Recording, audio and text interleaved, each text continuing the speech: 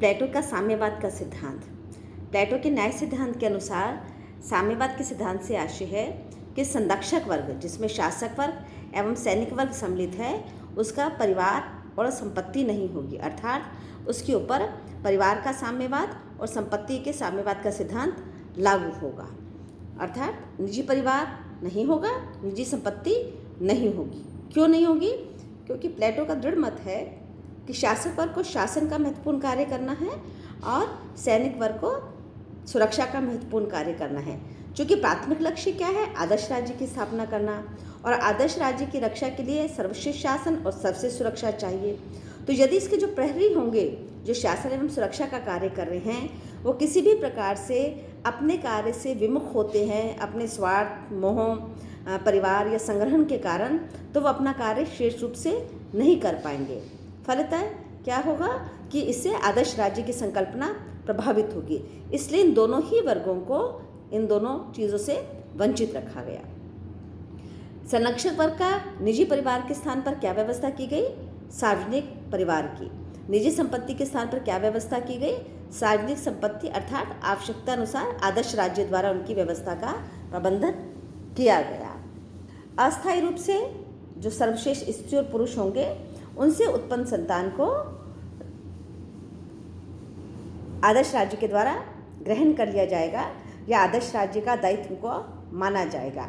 जब इस सर्वश्रेष्ठ स्त्री पुत्रों के सद्गुण से उत्पन्न संतान होगी, तो प्लेटो का दृढ़ मत है कि यह आदर्श राज्य की संकल्पना में सहायक होंगे, और जो भी लालन पालन और शिक्षा का दायित्व होगा वो किसका होगा? आदर्श राज्य का होगा। आदर्श राज्य के माध्यम से सर्वश्रेष्ठ संतति प्राप्त करना, सर्वश्रेष्ठ ही नहीं, स्वस्थ संतति प्राप्त करना भी प्लेटो का प्रमुख लक्ष्य है। कहने का मतलब, साम्यवाद का सिद्धांत इस बात को पुष्ट करता है कि कोई भी ऐसी बाधा, कोई भी ऐसा संकट, कोई भी ऐसी रुकावट जो आदर्श राज्य के मार्ग में आती है, प्लेटो द्वारा उसको स्वीकार नहीं किया गया, उसको मान्यता नहीं दी गई।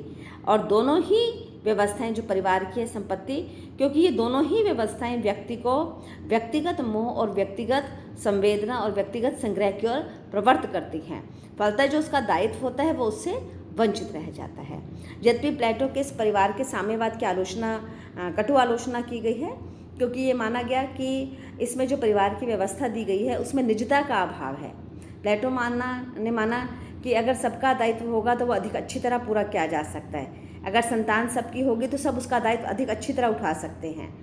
लेकिन आलोचकों का मत है कि परिवार का यह साम्यवाद व्यक्ति के स्वाभाविक, नैतिक, भावनात्मक और मनोवैज्ञानिक विकास को अवरुद्ध कर सकता है, क्योंकि जब तक उसको निजी संतोष और निजी महत्वाकांक्षा की पूर्ति का आभास नहीं होगा, तब तक वह अपना सर्वश्रेष्ठ राज्य को समर्पित करने के लिए तत्पर नहीं होगा। लेकिन प्लेटो का मानना है कि जिसमें सद्गुण की उत्पत्ति हो जाती है, वो इस प्रकार की किसी भी व्यवस्था को स्वीकार कर सकता है, क्योंकि उसके पास चुनाव की स्वतंत्रता नहीं है। ये दार्शनिक शासक द्वारा ऊपरी स्तर पर दिए गए साम्यवाद के सिद्धांत आदर्श राज्य के एक पिलर के रूप में प्रस्तुत किए गए हैं। आलोचकों का जो मत है वह अपनी व्यवस्था में, आधुनिक साम्यवाद की व्यवस्था में के संदर्भ में उसका पालना की जाती है।